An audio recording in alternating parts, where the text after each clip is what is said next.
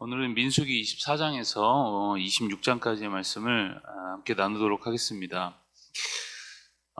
물질과 권력 때문에 그런 것들에 취해서 어제 우리가 보았듯이 이스라엘을 저주하려던 발람을 하나님이 막으셨고, 이러한 계속된 하나님의 일하심에 발람의 태도가 어제와는 조금 이제 달라지게 됩니다. 하나님이 이제 이스라엘에게 무조건적으로 복 주시려는 것을 이제 발람도 알게 된 거죠. 그러다 보니까 그의 시선이 바뀌고 하나님의 영이 그에게 임하게 됩니다. 그감 여러분, 발람의 예언은 정직하지 않았습니다. 자신의 안전과 그리고 번영, 물질의 마음이 뺏겨서 그의 예언이 오염이 되었었던 것이죠.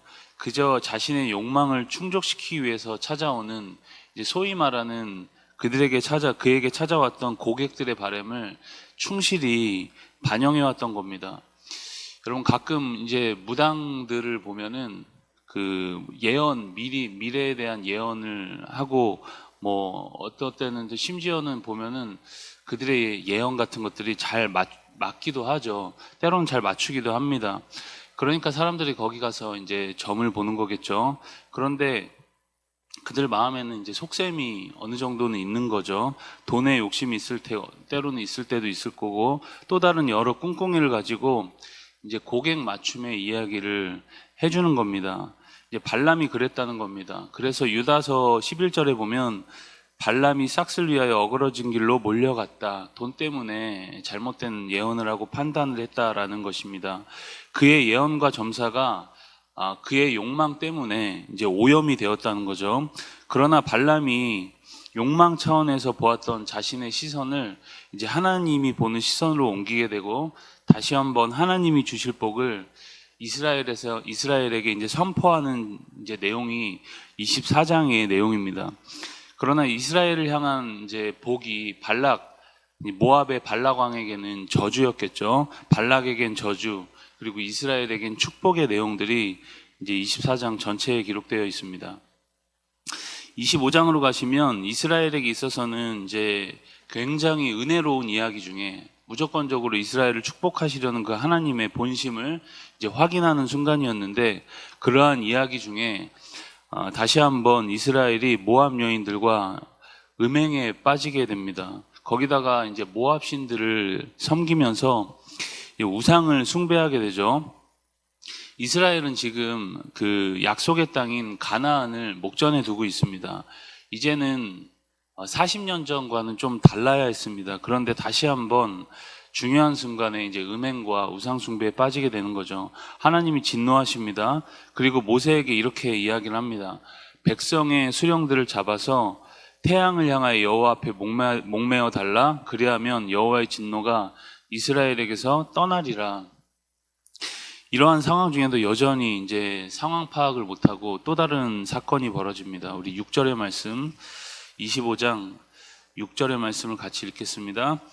이스라엘 자손의 온 회중이 회막문에 올 때에 이스라엘 자손 한 사람이 모세와 온 회중의 눈앞에 미디안의 한 여인을 데리고 그의 형제에게로 온지라.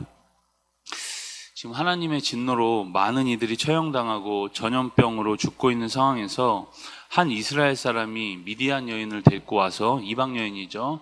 이방 여인을 데리고 와서 막사에 들어가서 음행을 저지르는 그런 현장이 다시 한번 나타나게 됩니다. 이러한 모습을 보고 제사장 가문에 이제 비느하스라는 사람이 손에 창을 들고 그 이스라엘 남자와 미디안 여인의 배를 찔러 죽입니다. 그러자 연병이 그쳐버리고 하나님께서는 이러한 비느하스의 행동을 칭찬하시죠. 하나님의 질투하심으로 비느하스가 질투했다는 겁니다. 비느하스가 이러한 행동을 하지 않았다면 이스라엘이 지금 소멸되었을 것이다 라고 그렇게 말씀하는 거죠. 비느하스는 충동적인 마음으로 지금 분노한 것이 아니라 하나님의 마음으로 당시 상황을 바라보았고, 이러한 그의 행동을 하나님은 선하게 여겨주십니다.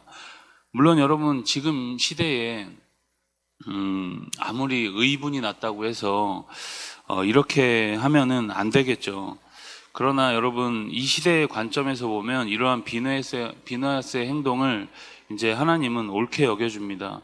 당시의 역사적 맥락 안에서 우리가 보아야겠죠.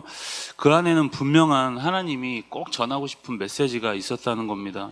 하나님은 구별된 백성을 축복하시지만 그 백성이 세상과는 좀 다르기 원하신다는 겁니다. 특별히 음행과 이제 우상숭배는 하나님이 가장 멸시하는 죄악 중에 하나라는 거죠. 우리의 시선이 자꾸 세상을 향하고 하나님을 의지하지 않을 때 하나님은 지금도 우리를 그냥 두지 않는다는 겁니다. 고통스럽지만 우리를 자꾸 만지시죠. 그리고 바꾸어 가신다는 겁니다. 여러분, 이렇게 26장으로 가시면 이스라엘 백성들은 지금 모압 평지에 있습니다. 바로 요단강 이제 앞에 있는 거죠. 맞은편에는 저 가나안 땅에 여리고성이 보입니다. 그야말로 이제 가나안 입성을 바로 앞두고 있는 시점입니다. 이러한 때에 하나님이 다시 한번 20세 이상의 인구를 조사하게 하십니다. 그렇게 지파별로 집계된 이스라엘의 총 인구수는 60만 1730명이었습니다. 여전히 장정만 60만이 넘는 거죠. 이렇게 26장에서는 각 지파별의 인구조사를 통해서 이스라엘의 현재 인구를 집계합니다. 그런데 이런 인구 집계 중에 두 가지 특이한 내용이 들어 있습니다. 60장이 넘는 긴 내용 중에 9절에서 11절까지 보면 르우벤 지파 엘리압의 아들 중에 이 다단과 아비람이 있었고 이들이 고라무리와 함께 당을 지어서 여호와께 반역하였다. 이러한 기록이 있고, 두 번째는 60절에서 61절의 말씀이죠. 아론의 아들들 중에 나답과 아비후가 여호와께서 명령하신 것과 다른 불로 성소에서 분향을 하다가 죽임을 당했다라는 그 두 가지 내용을, 굉장히 부정적인 내용이죠. 두 가지 내용을 기록하고 있습니다. 여러분, 왜 이런 내용을 인구 집계 중에 넣었을까요? 그만큼 이러한 내용이 중요한 내용이라는 겁니다. 이제 가나안에 들어갈 2세대에게 또다시 한번 이제 반복해서 이야기를 하는 거죠. 1세대의 불순종과 어리석음을, 그 역사를 반복하지 말라고 경고하고 있는 겁니다. 64절에서도 65절까지 보면 시내 광야에서 계수한 1세대 이스라엘 자손은 여호수아와 갈렙 빼고는 단 한 사람도 가나안에 들어가지 못하고 이제 광야에서 죽었다는 거죠. 그 죽음의 원인은 단 하나였습니다. 하나님을 멸시하고 불신하여서 그 음성을 청종하지 않았기 때문이라는 거죠. 약속의 땅을 앞두고 부디 다음 세대는 전 세대의 잘못을 반복하지 말라, 그 얘기를 하는 것입니다. 여러분, 오늘 우리가 자손들에게 이제 꼭 가르쳐야 할 것이 있습니다. 하나님을 절대 떠나지 말고 그분을 매 순간 경외하고 존중하라. 이것을 여러분 계속 전해야 합니다. 듣든지 듣지 않든지 그대로 전하는 것이죠. 우리가 이런 메시지를 꼭 기억하시면서 오늘 우리 삶의 역사에서도 믿음의 걸음이 쉬어지지 않는 그런 은혜를 다 경험하는 복된 날 될 수 있길 주님의 이름으로 축복합니다. 민수기 24장에서 26장까지의 말씀을 경청합니다. 주의 말씀은 내 발의 등이요 내 길의 빛이니이다.